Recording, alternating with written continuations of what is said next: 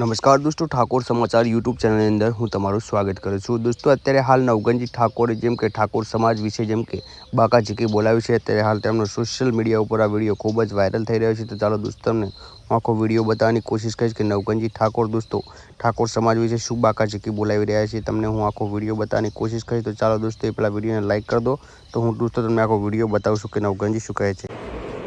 સમસ્ત ગુજરાતના ક્ષત્રિય ઠાકોર સમાજને જય માતાજી। ફેસબુકના લાઈવ માધ્યમથી આપ સૌને જણાવવાનું કે અમદાવાદમાં કેશવનગર સુભાષ બ્રિજ પાસે ખાડિયા ઠાકોર સમાજના 153 મકાન જે પાડી દીધેલ હતા સરકાર દ્વારા, તે બાબતની રજૂઆત મુખ્યમંત્રી શ્રી ભૂપેન્દ્રભાઈ પટેલને કરી અને તેમની જોડે મેં મુલાકાતનો ટાઈમ માંગ્યો હતો। તો સોમવાર તારીખ 7/4/2025ના રોજ સવારે 11 વાગે મુખ્યમંત્રીશ્રીએ મળવાનો ટાઈમ આપેલ છે। એટલે મારી સાથે સમસ્ત ગુજરાતના ક્ષત્રિય ઠાકોર સમાજના સંતશ્રીઓને અપીલ કરું છું કે આપ પણ મારી સાથે આવો તો સારું। સાથે સાથે સમગ્ર ગુજરાતના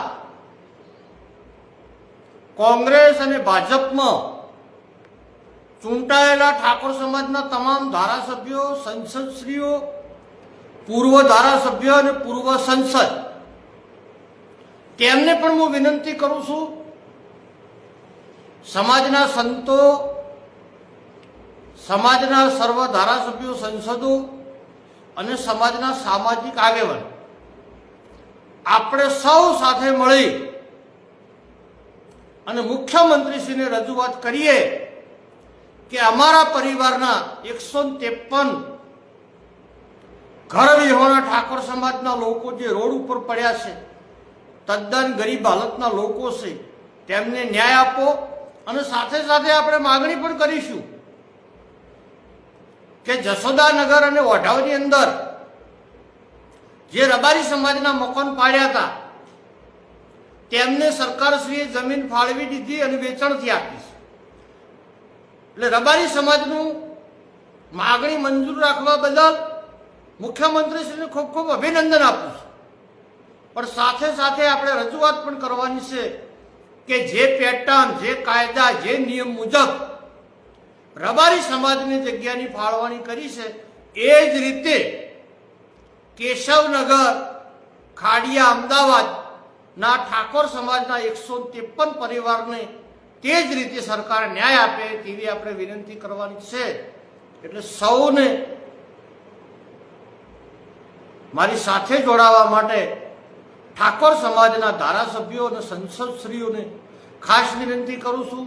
અને એમાં જે ભારતીય જનતા પાર્ટીમાં ઠાકોર સમાજના ધારાસભ્યો ચૂંટાયેલા છે, સંસદ ચૂંટાયેલા છે, ભાજપના પૂર્વ ધારાસભ્યો છે ઠાકોર સમાજના, તે બધા લોકો સાથે આવે અને આપણે સૌ સાથે મળી અને મુખ્યમંત્રીશ્રીને રજૂઆત કરી અને ઠાકોર સમાજના પરિવારને ન્યાય મળે તેવો અભિગમ સરકાર અપનાવે તેવી આપણે અપીલ કરવાની છે।